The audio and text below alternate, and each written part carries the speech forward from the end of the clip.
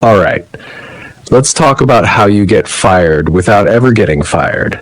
Your access hasn't been revoked, your badge still works, but if you're watching this, you already know something has shifted. The meetings you're in feel like theater. The projects you're given have the substance of a press release. There's no dramatic confrontation, no we need to talk, just silence. This isn't a video about fixing it. It's about decoding the silence, recognizing the architecture of your own disappearance. First, a diagnosis. One of these is now true for you. One, you're still included, but your contributions land in a digital void, a special folder no one checks. Two, you're given work, but it's been perfectly sterilized. No budget authority, no cross-team contact, nothing that could possibly matter. Or three, you got a fancy new title. Congratulations. Along with it, every real decision-making path now has a neat little detour that goes around your desk. It's not about how hard you've worked, it's about where you've ended up on the map. And that map, it's already been redrawn. So how do you escape a system designed to make you invisible? Stay tuned, because understanding this is the first step to taking back your power. So why the silence? It's not just a lack of noise. It's a strategic maneuver. The system doesn't need drama. It doesn't need a public spectacle. It needs your disappearance. No confrontation, no blame, just quiet, calculated marginalization. It's not about you. It's about efficiency. And that's why you're being erased without anyone ever saying a word. Let's break down the efficiency. Part 1, the visibility tax. Remember when being seen was good? That's over. Now, your visibility is a problem to be managed. The goal is to make you traceable but irrelevant. Think of the Silicon Valley playbook. That senior engineer isn't kicked out of the building. He's just quietly removed from the core Slack channels and added to the all-company announcement list. He gets every email and influences nothing.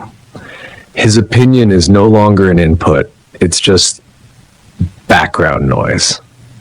Here's your first clue. When you start having to ask for information that used to just flow to you, the protocol is already running. You're being switched to read-only mode. Part 2, the dependency unplug.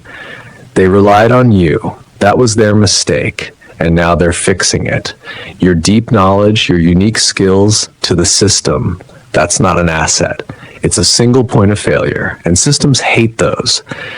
Watch a Wall Street firm handle a star trader whose genius is too personal. They don't fire him. They institutionalize his strategy. They build a model around it, form a team to execute it. Slowly, the magic isn't in his gut anymore. It's in a spreadsheet anyone can open. He's not a genius. He's a process. And the cruel part, the harder you work to stay essential, the more data you give them to make you replaceable. Your adaptability is now your biggest weakness. Part 3, the golden cage. This is the master stroke, the phase where they make you feel safe, secure, even. This is the promotion to lead the Future of Things Committee, the important assignment to study a long-term trend that has zero impact on next quarter's earnings. It's the European conglomerate moving its troublesome, brilliant division head to a beautiful office at headquarters to shape global strategy. A louder title, a quieter phone. You're not being removed, you're being archived. The cost of silence isn't immediate. It's a slow, creeping erosion. Your title might stay the same, your paycheck too, but your worth, that's another story. Every day, your professional value gets chipped away, and by the time you realize what's happening, it's too late. This isn't just about a job, it's about your identity in the system. And the real cost is far greater than you think. By the time you realize you need to leave, the market has already priced in your obsolescence. Let's be clear. This isn't about you, the you that exists outside that building. It's about the function you served. And the system's cold calculus has determined that the risk of your function, its unpredictability, its cost of maintenance, now outweighs its benefit. You're not a bad person, you're a line item, and the balance has tipped. So what can you do? Not much, but you can control how much you bleed. And here's the catch. Stopping the bleed isn't just about doing less. It's about understanding how the system is set up to wear you down and what you do to stop it. Because once you realize this, the real question becomes, can you regain what's been quietly taken from you? Damage control phase 1, stop. Just stop. Stop trying to prove them wrong. That extra work, that volunteering for the hopeless task, that's not hustle.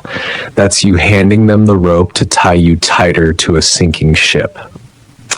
Your goal isn't to win back your old spot. Your goal is to stop the new losses. Phase 2, shut up. Shut up. Do not explain. Do not confide. Do not participate in the office post-mortem about what's really going on. Every word you say is a data point that can be used to label you disgruntled, political, not a team player. Your silence is your only armor. Phase 3, reject the label. They might try to give you a new name. The guru, the specialist, the visionary. Smile and understand this. In corporate code, those words translate to safely parked.